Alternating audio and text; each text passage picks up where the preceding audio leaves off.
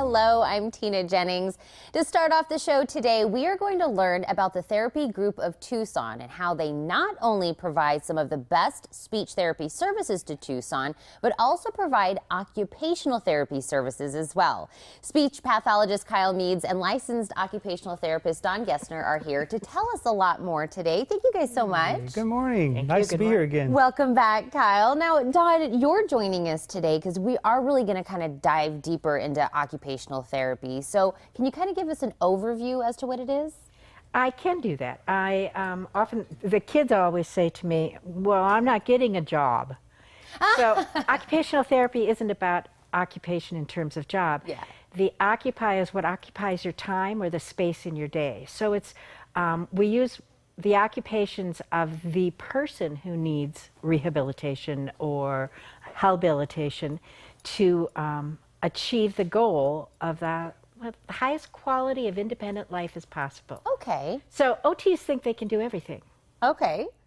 With kids, which is really great, the occupation is play. So we play with kids for a living. Oh. It's really tough. So it's a tough job. But, so what does maybe an actual session look like?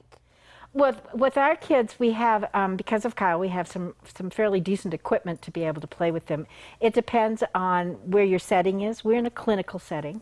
So oftentimes we start out with, depending upon the child, but most of our children have some sensory integration needs.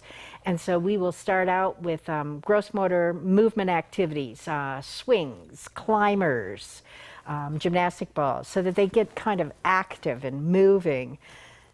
Also, to calm them down and to bring them into focus. And we will use that kind of stuff in their natural play to bring them around to doing some of the smaller motor, the more refined activities, and then back and forth. We work on balance, we work on eye-hand coordination, we work on handwriting.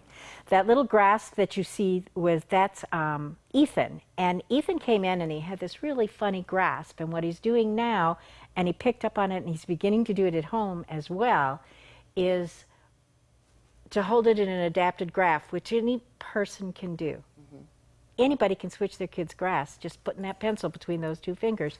And it helps get the open web that helps them write. Ethan's mom put that road on the wall. That works on crossing midline and getting more of a balance to his movement so that he can then coordinate the two sides of his body better. Okay. All of those things are things that we don't think about if we're typically developing. We go through developmental stages, we go through movement, we go through all of these things. A lot of children today don't spend as much time crawling or on their tummies, and that highly affects your eye-hand coordination. So we get a lot of kids who need a little bit more crawling around on the floor and just playing. So we roll, we crawl. I wear out at least one pair of jeans every season, and move through so that they can be more successful within their school setting, within the home setting. Sometimes we work on things like shoe tying. Ethan is just learning how to tie his shoes, and he's doing a really nice job. I think there was one of him hanging from the ladder, and that's working on the strength and the shoulder girdle. The other thing that happens is children move, and it affects their speech and language. You get them moving, you get more communication, you get more language. That makes sense. Yeah, it's just like magical. Especially small children, they're primarily motor language creatures. They're not like academic, let me think about adding 5 and 20. Yeah. They're, I want to roll, I want to play, I want to talk, I want to yell, laugh, I want to do all these fun things. And so we play with children and help their developmental state so that they can move forward and then be successful and independent. Well, Dawn, how does a parent know if this type of therapy is right for their child? This is kind of tricky because a lot of people, when they talk with their doctors, they say things like they're going to outgrow that. And it depends. If your child is having a whole lot of trouble staying posturally upright and all they want to do is kind of sit around and play video games, then you might want to take them out to a park and find out what they can do. Right. It depends upon their age and what their competencies are. Some kids have difficulty with sensory input now, and that's very common with kids on the autism spectrum. So, like, your lights here are fairly bright for me because my eyes are more sensitive to light. These kids will not be able to work well if the lights are too bright or they're fluorescent, or they walk around covering their ears because they can't take the noise anymore. And so there's this sensitivity. And if your kids are highly sensitive and tend to be what people think of as overreactive, then you might want to look into what can you do to change the sensations in their life. And so you do what you can, and if they still hit roadblocks, you see an OT. You see an OT. And so, Kyle, if somebody maybe thinks this may be the right type of therapy or maybe another type of therapy that you guys offer, how do they get a hold of you, or how do they find out if you're the right place to go?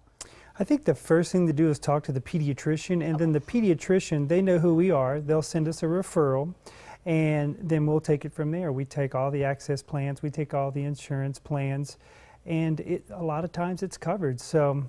And we are scheduling out. There's a big need in town.